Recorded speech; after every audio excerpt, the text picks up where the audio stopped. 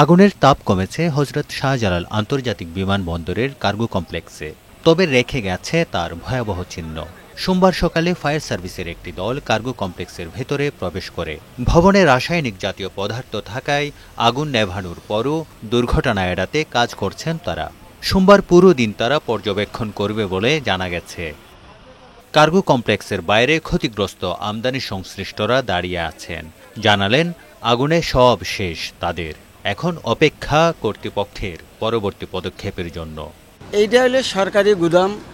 এখন যদি সরকার এটার কোনো পদক্ষেপ নেয়, এইসব ইম্পোর্টারের দিক যদি সরকার তাকায়, তাহলে যদি কিছুটা লাভবান হয়, নচেত কিচ্ছু করার নাই।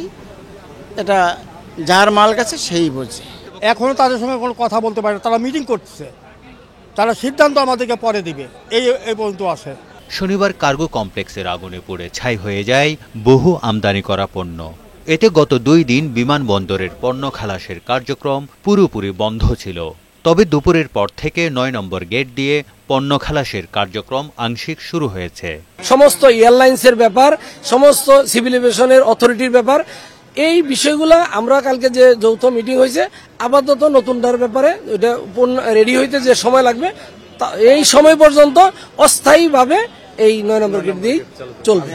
3টা শিপমেন্ট ডেলিভারি হইল, রাতে হয়েছে 2টা, এখন একটা, আরো 3-4টা রেডি হচ্ছে। এদিকে বিমানবন্দরের সব উড়োজাহাজ চলাচল স্বাভাবিক রয়েছে বলে জানিয়েছে বেবিচক। তারেক শিকদার, বৈশাখী সংবাদ, ঢাকা।